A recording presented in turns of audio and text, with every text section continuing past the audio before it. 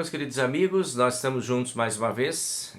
Alegria em poder estar com vocês aí neste dia, nesta semana, nesta quarta-feira, poder compartilhar com vocês aí um pouquinho mais desse caminho que nós estamos fazendo juntos aí, que é o caminho de olhar para os 10 mandamentos.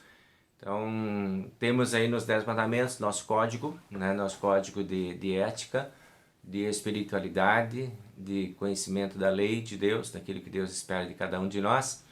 Sempre lembrando que a finalidade desses mandamentos sempre ela não é alcançar a salvação.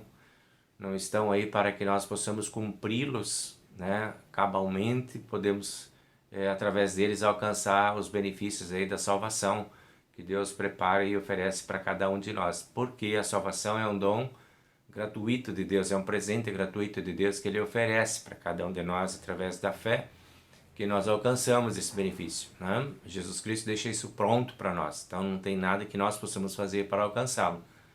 Porém, é importante a gente ter essa noção de que, como seguidores de Cristo, como cristãos, como pessoas que estão comprometidos com a palavra de Deus, que a gente precisa conhecer essa palavra, né? A gente precisa entender essa palavra, a gente precisa saber que existe sim uma palavra que orienta aí nossas escolhas, nossos processos, nossas decisões, né? E os mandamentos de Deus, eles são necessários de serem conhecidos exatamente porque eles têm essa finalidade de nos auxiliar ou regular, pelo menos assim, servir de freios, né? Que impedem a gente de levar uma vida que nos afaste de Deus.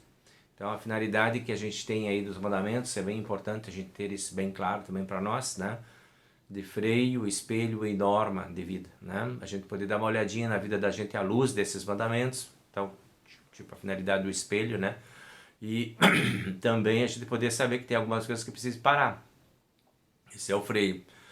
Eu tomo conhecimento disso que estou fazendo, não está legal, está em desacordo com o mandamento de Deus, então é hora de parar. E a hora é agora, né? Não é uma hora que eu possa marcar para amanhã. Não é algo que eu vou deixar para dia de meu aniversário, não é algo que eu vou deixar para uma próxima data festiva para começar a mudar. A mudança, quando ela atinge a consciência da gente, né, que eu preciso mudar, é agora que a gente muda. Então, poder olhar para esses mandamentos e ver o que precisamos ajustar, o que precisamos mudar. E fazemos esses ajustes, né? Fazemos essas correções, fazemos esses alinhamentos aí da nossa vida, da nossa vontade, dos nossos pensamentos e das nossas práticas, aquilo que Deus deixou para nós orientado nos 10 mandamentos, né? Temos o Evangelho, que serve também de orientação para todas as nossas ações, escolhas e decisões, e temos esse aspecto de lei aí. Então hoje a gente vai estar olhando para o 6º mandamento.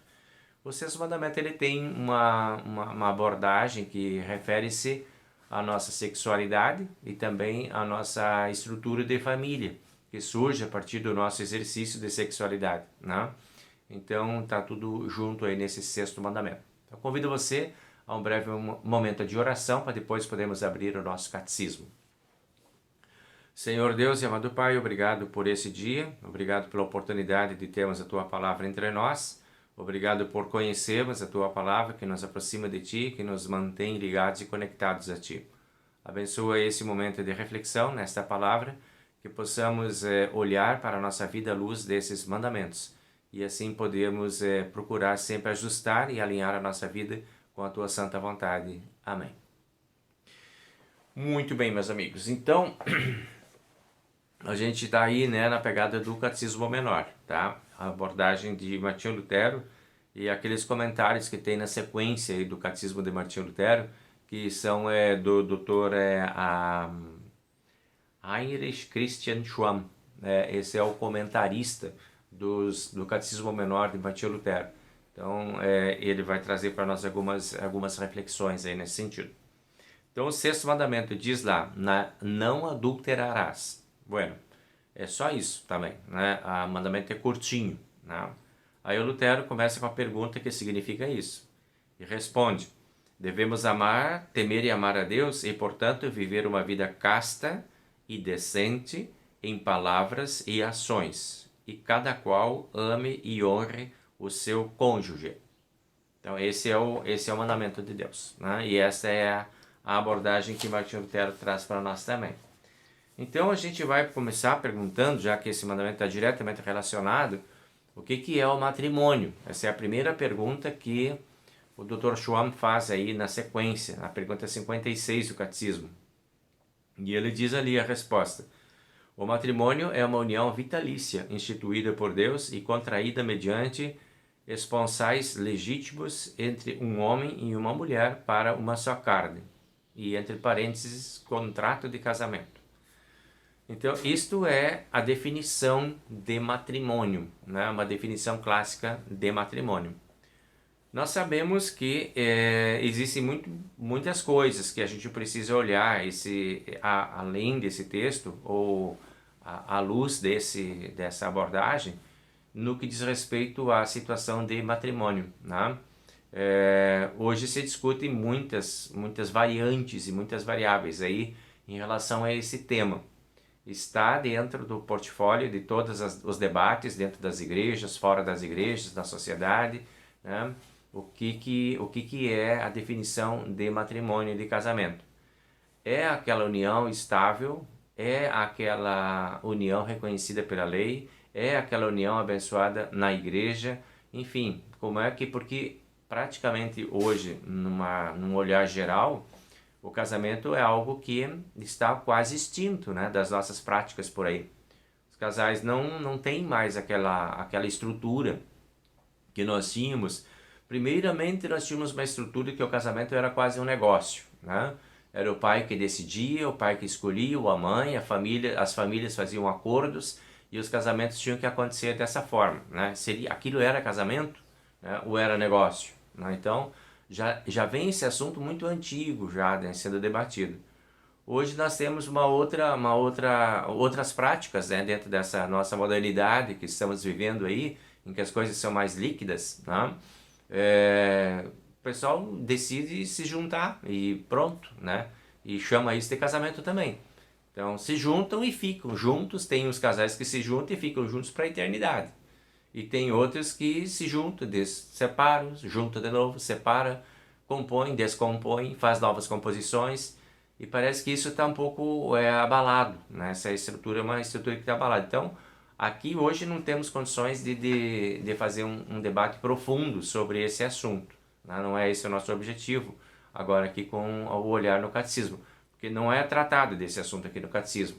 Mas é importante que a gente mantenha isso claro na nossa mente, que precisamos sim ter espaços para conversar sobre isso, né? É importante a gente ter abertura para falar sobre isso, né? Então, é uma visão que nós temos aqui, uma definição simples, né? Quando esse catecismo foi escrito, isso era assim, né? Não significa que, então era certa e perfeita, porque nessa época também havia aqueles acordos quase que comerciais a respeito dos relacionamentos de um homem e uma mulher no casamento, né? Aqueles arranjos familiares que eram feitos. Mas a definição aqui que tem no nosso catecismo é essa: uma união vitalícia, instituída por Deus. Entendemos que isso vem lá do Gênesis, quando Deus fez o homem e a mulher e os abençoou e disse para eles se multiplicarem e encherem a terra. Esta a bênção de Deus sobre lá o Adão e Eva é que nós conectamos à instituição divina, né? Que Deus fez, Deus é quem fez.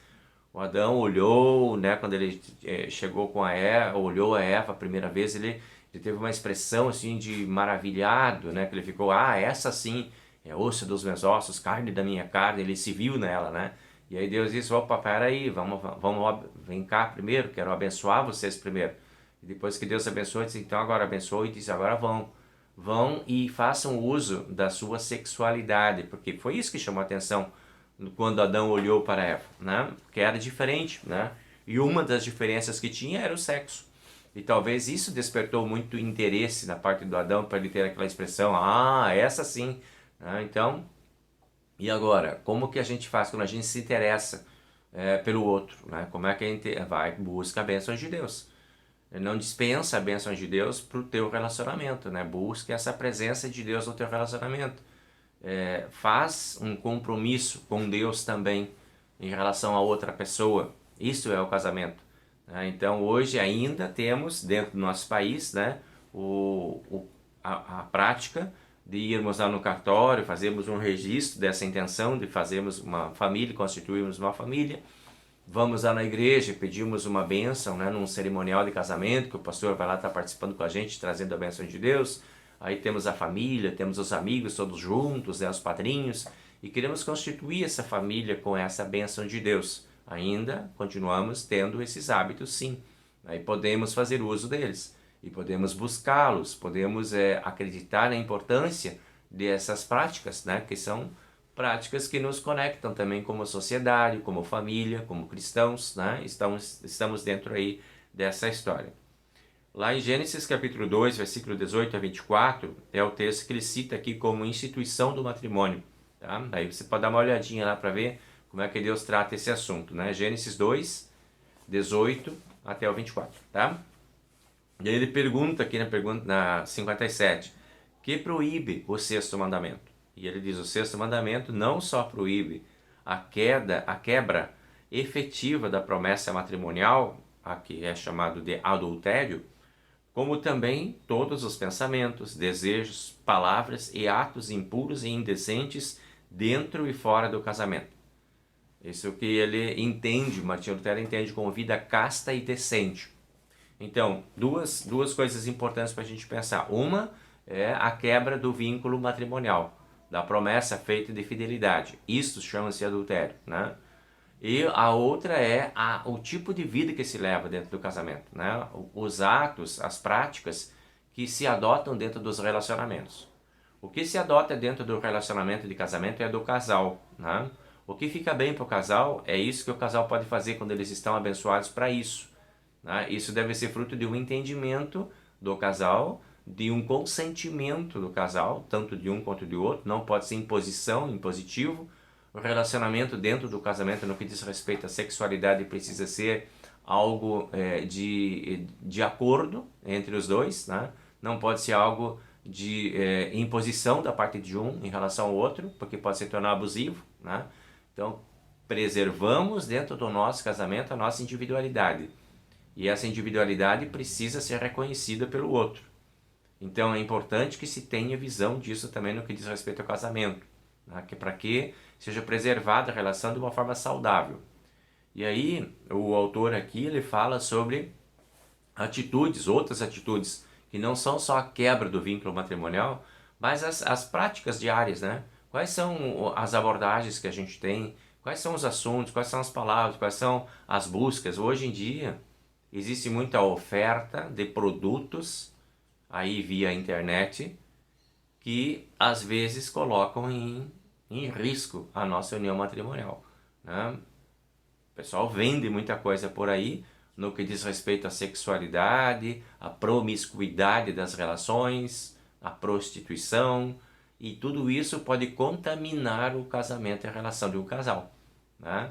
Existe muita facilidade nesse sentido, existe muito acesso livre, e isso vai misturando muitas vezes no pensamento da pessoa, e a pessoa vai querendo trazer isso para dentro do seu relacionamento, daquele relacionamento sagrado entre o casal, assumido diante de Deus e honrado lá diante de Deus por uma promessa. Então, às vezes, quando precisamos estar atentos a isto, né? De a gente ser mais seletivo no que diz respeito ao que vemos, ao que procuramos, ao que investigamos, ao que consumimos, né? E via internet ou outros meios, né? Porque existe muita coisa por aí de promiscuidade no que diz respeito ao casamento e a relação de sexualidade dentro do casamento. Então é importante fazer aquilo que o apóstolo Paulo fala sobre isso em Efésios. Ele diz: o que eles fazem em oculto, o só referir é vergonha, né? Então a ideia, né, é essa, né? Cuida com os teus pensamentos, cuida com o que você está vendo, assistindo, buscando, construindo aí, tá? Sobre essa relação de casamento, nós temos duas histórias bíblicas aqui mencionadas, que uma é a história de Davi, né, lá em 2 Samuel, capítulo 11, Davi teve problemas no relacionamento dele, no casamento, né? Ele teve lá problema com Batseba, ele teve problema de adultério, ele teve situação que uma coisa puxou a outra e levou a pecados, uma sequência de pecados, né? Perdeu o controle das coisas, né? e foi chamado por Deus para o arrependimento, voltou, se arrependeu, não conseguiu restituir a vida, né? Que até ele tinha tirado lá do marido da Batseba e tal, não conseguiu consertar, mas precisou parar com o seu erro, né? E teve essa oportunidade de parar. Tem coisas que a gente não consegue consertar mais, mas a gente pode parar com elas, né? E evitá-las. Nós temos lá em Mateus capítulo 14, versículo 1 a 12, a história de Herodes, né? É outra história que diz respeito também à fidelidade, casamento, uma história importante para a gente poder observar. Aí, outra pergunta que ele faz aqui, a pergunta 58, que nos ordena o Senhor no sexto mandamento? Ele diz, devemos viver uma vida casta e decente em pensamentos, desejos e ações. O apóstolo Paulo, quando fala sobre isso em Romanos, capítulo 13, ele diz, andemos dignamente, como em pleno dia, não em orgias, bebedeiras, nem em impudicícias e dissoluções, não em contendas e ciúmes. Tá? Essa é a ideia. Então é muito comum hoje a gente ver as pessoas, às vezes, assim, tendo um perfil, né? Constitui um perfil de fidelidade, de honra, de fé, de decência, e até exercem papéis e funções, né, dentro das suas comunidades que sirvam assim de referência, que lá são diáconos, professores, escola dominical, de instruções de confirmandos, auxiliares, são os que fazem, né, a participação dos cultos e tudo, então tem uma vida assim muito rica de espiritualidade. Mas daí lá na sua particularidade são os que visitam todos os outros canais que tem também de outras coisas que se misturam de forma nociva e lasciva na vida das pessoas. E compartilham, pior é isso, ainda compartilham coisas que têm cunho assim pejorativo, ou que denigre assim, ou o homem ou a mulher, né? São coisas que às vezes até são meio engraçadas, que são chamadas de piadas, né? Que às vezes de piada não tem nada, elas têm assim de inadequadas muito mais do que de engraçadas e que causam riso, que causam diversão. Ah, vou compartilhar isso lá. E aí você não é muito seletivo às vezes, né? Na análise daquilo que está compartilhando, e você acaba misturando com o seu perfil de fé, de cristianismo dedicado, sério, coisas que você não precisava compartilhar lá, porque elas denigrem a tua imagem e misturam o teu pensamento. E pior ainda, né, quando você não só larga isso na internet lá como teu perfil, mas traz isso para dentro da tua relação familiar, dentro do teu casamento. Daí a coisa fica mais complicada ainda. Então isso é vida casta e decente, né? É o que o autor aqui fala. Então, o que devemos fazer para viver uma vida casta e decente? Ele pergunta. E a resposta é: no temor de Deus, devemos combater e vencer todos os pensamentos e desejos impuros, mediante a palavra de Deus e a oração, o trabalho e a temperança, fugindo ao mesmo tempo de todas as ocasiões para a impudicícia e as evitando, né? Então essas coisas que acabam manchando o nosso perfil, né? Devemos fugir, ele diz aqui, né? Fugir de tudo isso, fugir dessas ocasiões, fugir dessas oportunidades, fugir desses produtos, desses convites, né? Que parecem assim ingênuos às vezes até. Ah, não tem nada a ver, não estou me misturando com isso, mas está compartilhando, está conversando, está trazendo, está fazendo uso disso, está contaminando. Então, esse assunto, né, que envolve toda a nossa sexualidade, que envolve também o nosso casamento, é algo sagrado que precisa ser preservado. E quem preserva somos nós. Quem investe nesse sentido somos nós. Quem cuida desse assunto somos nós. Precisamos saber. Então, veja que interessante essa ampliação aí, né, do sexto mandamento, como isso vai longe, né, para a gente fugir da impureza, fugir daquilo que pode contaminar as nossas relações de par dentro do casamento. Então aqui ele vai citar mais uma história bíblica, a história de José em Gênesis capítulo 39, você também pode dar uma olhadinha depois, como que José se viu em tudo isso, né? José teve a oportunidade de se misturar dentro de um casamento, né? Recebeu uma proposta e foi fiel a Deus e disse, não vou. E teve problemas sérios por ter rejeitado A vida dele virou de perna para cima, né? Por ele ter rejeitado aquela proposta de fazer parte de uma coisa que não estava adequado, né? Então ele fugiu da oportunidade, fugiu da ocasião, contraiu problemas, teve dificuldades, mas não abandonou. Seu pensamento foi fiel ao seu pensamento de fidelidade a Deus acima de tudo. Paixões, né? Paixões da mocidade. O conselho de Paulo lá para Timóteo: fuja das paixões de mocidade, né? Apesar de que hoje em dia a gente sabe, né, que na mocidade existem muitas paixões, né, que são, digamos assim, atendidas ou precisam ser atendidas urgentemente, porque está aí aflorando a questão de hormônios, mas às vezes a gente vê lá na terceira idade coisas piores ainda, né, de ansiedade, de coisa assim, de querer comprovar que ainda tá legal as coisas e preciso procurar de tudo um pouco, né, então acaba perdendo um pouco a noção também lá, né, na terceira idade lá, acaba perdendo um pouco a noção do que convém ou não convém para cada um de nós. A pergunta 60 do Catecismo, para encerrar então o sexto mandamento, ele diz: o que ordena o Senhor especialmente aos esposos? Ele faz questão de dar um destaque aqui aos homens, né? O Senhor ordena que o marido ame e honre a sua mulher como a sua ajudadora, e a mulher o seu marido como a sua cabeça. Então, talvez ele tenha feito essa abordagem que especificamente ao homem, né? A pergunta é: o que ordena ao homem? Talvez porque dentro da nossa história de humanidade a gente tenha uma contaminação muito séria em relação ao que o homem faz dentro do casamento. E esse papel que muitas vezes se constituiu de que o homem é o cara que manda, o homem é o cara que dá a tonalidade para o casamento, ela está um pouco equivocada, né? E já nessa época talvez já estava se preocupando esses autores aí nesse sentido, né? Hoje nós vemos que existem muitos problemas em relação a isso, né? Essas questões de abusos de força e poder, né? Essa inversão, esse machismo excessivo que aparece às vezes no homem, que aparece às vezes na mulher, né? Porque os dois podem ser destemperados em relação a isso. Então, alinhar com a vontade de Deus. Procura fazer com que a tua vontade esteja alinhada com a vontade de Deus. Procura se colocar debaixo do poder de Deus. Não se preocupe tanto em estar acima de alguém. Preocupe-se mais em estar abaixo de Deus. Deixar com que a sua vontade seja submissa à vontade de Deus. Não de que o seu pensamento seja sempre o maior e que precise ser imposto para todo mundo, mas deixar que Deus esteja pensando contigo, que Deus tenha espaço na tua mente, que Deus sirva de referência para as tuas escolhas e decisões também. Então, esse conselho eu faria essa abordagem, né, hoje, né, não apenas para o marido, né, como ele fez aqui no catecismo, né? Na época, talvez esse contexto exigia um olhar especial para o homem.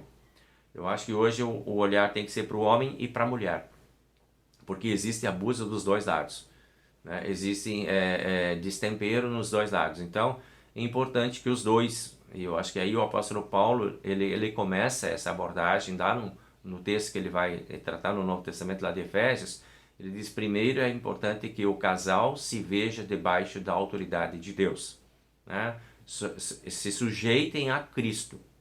E depois de estarem sujeitos a Cristo, vão olhar agora como que vai ser a sujeição de cada um dentro do casamento. Daí vem as atribuições da mulher e as atribuições do homem, mas desses dois que estão sujeitos a Cristo, né? Não tem um que esteja mais ou menos. Os dois precisam saber que estão debaixo da palavra do Senhor. O Senhor é que é o cabeça dessas relações. E a partir dessa submissão, a partir dessa humildade, a partir desse colocar-se diante do Senhor, vai ficar mais fácil encontrar o seu lugar dentro do seu casamento, tanto para o homem quanto para a mulher. E é isso, pessoal. Então ficamos por aí com o nosso sexto mandamento, né? Como eu disse para vocês, o assunto é polêmico, o assunto tem muito mais coisa para ser debatida, discutida, mas não é o momento agora, não é o lugar agora para a gente fazer isso, tá? Mas que essa reflexão possa ter servido e ajudado aí para alguma melhoria aí nas relações familiares aí para você, para mim e para todos nós, certo? Que o Senhor nos abençoe e nos guarde, que o Senhor faça resplandecer o seu rosto sobre nós e tenha misericórdia de nós, que o Senhor sobre nós levante o seu rosto e nos dê a paz. Amém. Até a próxima quarta. Tchau, tchau. Tudo de bom para vocês. Alegrias.